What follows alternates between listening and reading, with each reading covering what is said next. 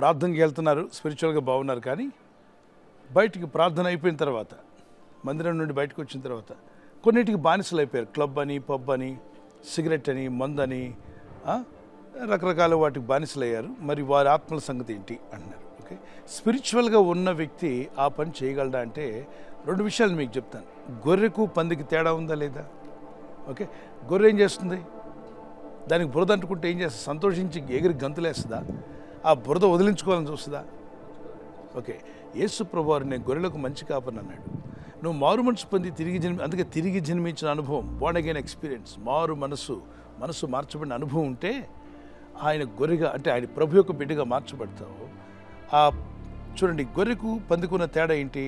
బురదను చూడగానే ఎవరికి ఆనందం? గొర్రెకా పందికా? పందే కదా. గొర్రె ఏమైనా సంతోషిస్తుందా? అలాగే యేసు ప్రభువారు అన్నారు, నా యందు విశ్వాసం ఉంచువాడు ఆ నశింపక నిత్యజీవం పొందునన్నాడు. అయితే మారు మనసు పొందుట, తిరిగి జన్మించే అనుభవం, ఈ 2 కూడా వ్యక్తి హృదయాన్ని మారుస్తాయి. నూతన హృదయం, నూతన మనస్సు, నూతన ఆలోచన, నూతన స్వభావాన్ని ధరించుకుంటామట. ఎఫెసీ పత్రిక 4:22-23 వచనాల్లో మీ పాత ప్రాచీన స్వభావాన్ని వదిలేయండి అన్నాడు. పాము కుసం వదిలేస్తుంది, లిజర్డ్, స్నేక్, బల్లులు వాటి మీద కుసాన్ని వదిలేస్తాయి. అయితే మనము ఒక్కసారి మారు మనసు పొందితే మళ్ళా వదిలేదేం లేదు. దేవునితో నడవడమే ప్రభు యొక్క కృపలో. ప్రభు ఇస్తాడు నూతన హృదయం, నూతన ఆత్మ. అయితే స్పిరిచువల్గా లేరని అర్థం.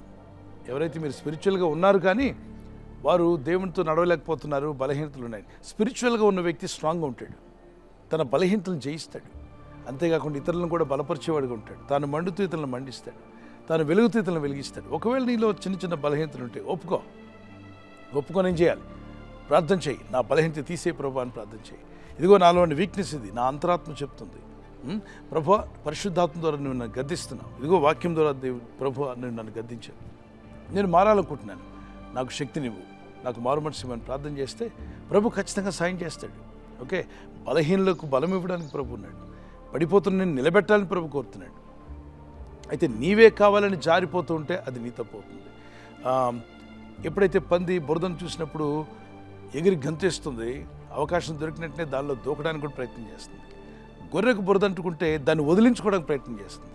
అందుకే నువ్వు మారు మనసు పొందిన యేసయ్య గొర్రెగా ఉన్నావా, లేదా ఇంకా మారు మనసు పొందకుండా లోకంలో ఉన్న ఒక పంది వలె ఉంటే ఇంకా బురద వెంటే వెళ్తూ ఉంటాం, లోకాశలు వెంట వెళ్తుంటాం. ఈ 2 జీవులు ఎందుకు పోల్చానంటే 2 పేతురు పత్రిక 2:22 వచనంలో కడగబడిన పంది బురదలో దొరికినట్టు ఆ నిజమైనటువంటి సామెత చొప్పున వీరికి జరిగిందంటాడు.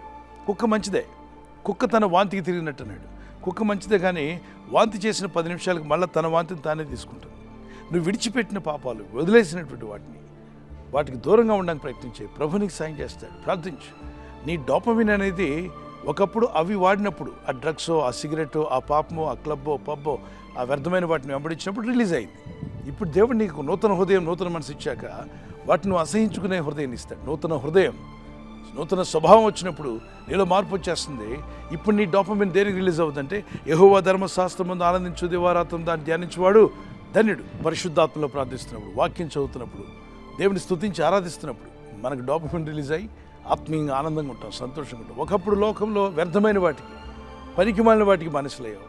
ఇప్పుడు విలువైనదే నీకు మేలు, నీ కుటుంబానికి మేలు, దేవునికి మహిమ, నీ బ్రైట్ ఫ్యూచర్, పరలోకమందు నీకు ఫ్యూచర్ ఇచ్చేటువంటి మంచి విషయాల్లో నువ్వు ఆనందించాలని బైబిల్. అందుకే ఆనందించుడి, మరలా చెప్పుదును, ప్రభునందు ఆనందించు, లోకమందు, పాపమందు, వ్యర్థమైన వాటి ఎందు కాదు. Okay, God bless you.